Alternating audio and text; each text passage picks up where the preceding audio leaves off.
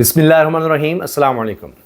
सुबह ईद है, लेकिन अडयाला जेल के बाहर रात गए ही कमाल हो गया। लोग निकल आए और नारे लग रहे थे कैदी नंबर 804 के। इमरान खान साहब के हक में नारे लग रहे थे। जलसे का समा बंध गया। सिमाबिया ताहिर साहिबा ने एक दफ़ा फिर कमाल कर दिखाया, और गिरफ्तारियों के बावजूद और लोगों पर तशद्दुद और जबर के बावजूद, क्योंकि अब तो जनाब वो सारा डाटा नादरा से निकलवा लिया जाता है, और अब यह हाल भी है कि कोई शख्स अगर इस तरह से करता है, कोई एहतजाज वगैरह, वो तो गिरफ्तार होता ही है, लेकिन ख़ानदान को ढूंढा जाता है, एक एक शख्स का पीछा किया जाता है, कारोबार का पीछा किया जाता है, कुछ भी नहीं छोड़ा जाएगा। लेकिन फिर भी सिमाबिया ताहिर साहिबा, जो पहले कई मरतबा गिरफ्तार हो चुकी हैं, वो पहुँच गई, और इस्लामाबाद रावलपिंडी से उनका ताल्लुक़ है, हल्के के लोग भी उनके साथ थे, गिरफ्तारियाँ भी रिपोर्ट हुई हैं, लेकिन फिर भी लोग जनाब पहुँचते हैं, नारे लगाते हैं, इमरान खान के हक़ में नारे लगाते हैं।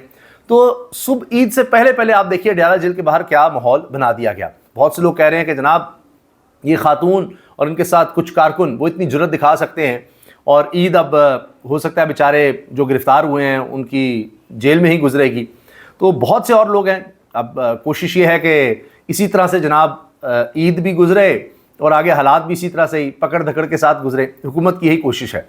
लेकिन जो मरीम नवाज़ साहिबा की कारकर्दगी लेटेस्ट एक पोल में सामने आई है, वो तो हैरान कुन है। ऐसे लगता है कि 100 दिन में कोई पाकिस्तान की तारीख में ऐसी कारकर्दगी नहीं दिखा सका। वैसे मुझे नहीं कोई ऐसी कारकर्दगी नजर आई, आपको आई हो तो बताइएगा कि जनाब ये कोई institute of public opinion research है, इसकी तरफ से सामने आया है कि जी मरीम साहबा तो बड़ी मकबूल हैं।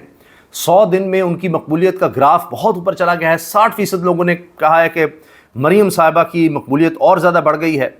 और इसके अलावा उन्होंने कहा जी कि 55% लोग कहते हैं कि हम बड़े मुतमईन हैं मरीम साहब की कारकर्दगी से, और 53% ने कहा है हुकूमत पंजाब के इक़दामात से अजनास की कीमतों में कमी हुई है। अब पता नहीं कौन लोग हैं जो हैं तो बड़े समझदार लोग और सच बोलने वाले हैं, कभी इस तरह झूठ रिपोर्ट नहीं करते। वो सब कह रहे हैं कि जनाब प्याज की कीमत बढ़ गई, टमाटर की कीमत बढ़ गई, आलू की कीमत बढ़ गई है, हर चीज़ की कीमत बढ़ी है।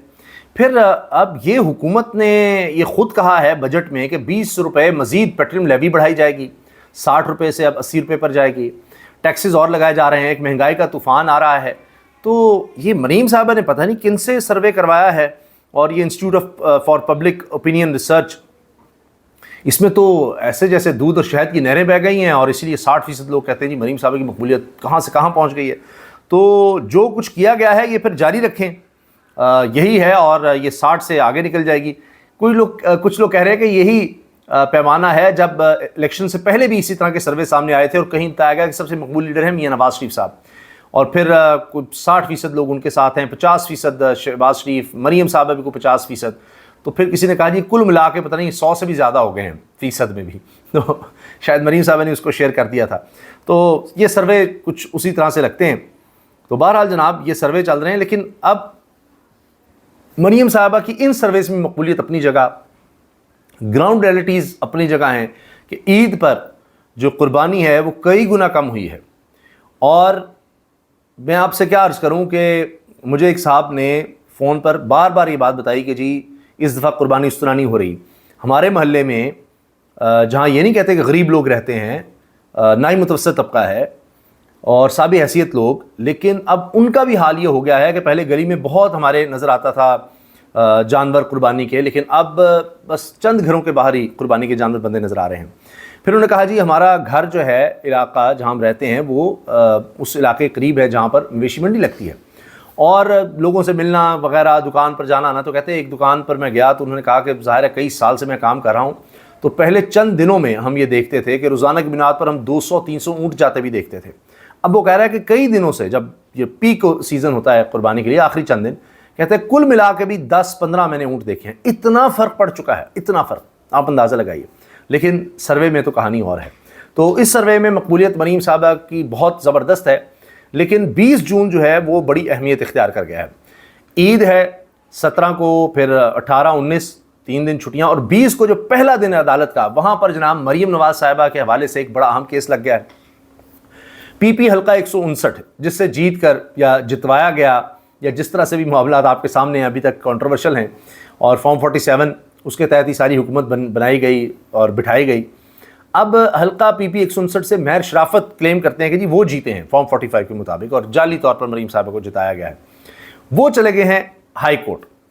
20 تاریخ کو کیس لگا ہوا ہے اور جج صاحب ہیں جی سلطان تنویر صاحب, لاہور ہائی کورٹ کے جج ہیں. ان کے پاس 20 جون کو یہ کیس لگا ہوا ہے. اگر تو وہی حال ہوتا ہے جو ہم نے اسلام آباد ہائی کورٹ میں دیکھا ہے یا ٹریبونل میں دیکھا ہے وہاں پر, اور جسٹس طارق محمود جہانگیری صاحب والا معاملہ, تو پھر الیکشن کمیشن کو پھر کچھ کرنا پڑے گا, پھر بیچ میں آنا پڑے گا, بچاؤ یہ تو تینوں کے تینوں حلقے فارغ ہو رہے ہیں. تو اگر کچھ ایسا نہیں ہو پاتا تو پھر جناب مریم صاحبہ پر بھی نااہلی کی بھی تلوار لٹک رہی ہے اور وزارت اعلیٰ سے ہاتھ بھی دھونے پڑ سکتے ہیں ان کو, اگر یہاں پر سارے معاملات دودھ کا دودھ اور پانی کا پانی ہو جاتا ہے. اب دیکھتے ہیں, کیونکہ جو بڑا خطرہ تھا مریم صاحبہ کے لیے یا حکومت کے لیے وہ تھے chief justice Lahore high court. ان کو تو بڑے طریقے سے جناب سپریم کورٹ میں بھیج دیا گیا ہے. اب پیچھے ان کے خلاف وہ کہ جی برطرفی کوئی کی جائے اور سپریم جوڈیشل کونسل میں کس طرح معاملہ جائے, پوری پلاننگ کے ساتھ معاملہ چل رہا ہے.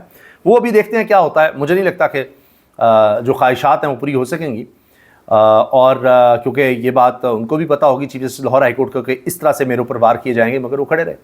اب یہ جو نااہلی کا معاملہ ہے یا سیٹ جا سکتی ہے, یہ اب ایک بہت بڑا کیس بن رہا ہے اور 20 کو ہے.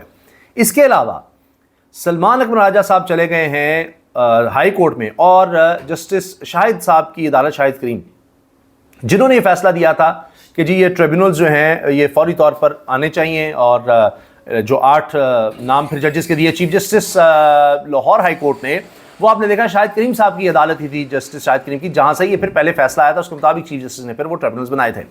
اب دوبارہ ان کی عدالت میں کیس لگ گیا ہے سلمان اکمل راجہ صاحب کا, جو کہ یہ جو ریٹائرڈ ججز کے لگانے کا معاملہ ہے الیکشن کمیشن کا, اس کے خلاف چلے گئے ہیں سلمان اکمل راجہ صاحب. وہ بھی 20 تاریخ کو ہے. تو 20 تاریخ جناب بڑی ہی اہمیت اختیار کر گئی ہے.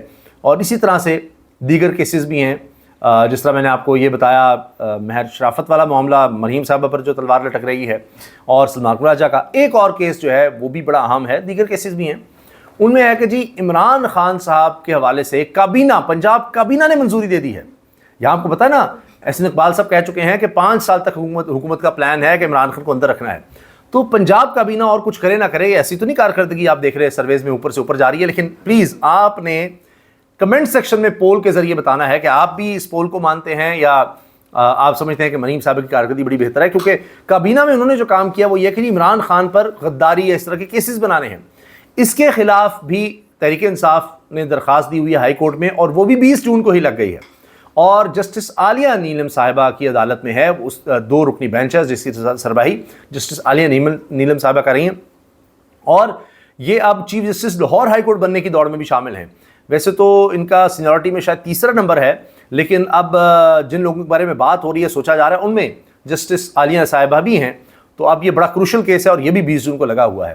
تو اب 20 جون کی تاریخ بڑی اہمیت اختیار کر گئی ہے. تو دیکھتے ہیں کہ جناب ان کیسز میں کیا ہوتا ہے, اس بارے میں انشاءاللہ آپ کو اپڈیٹ رکھیں گے. اجازت دیجیے, اللہ حافظ.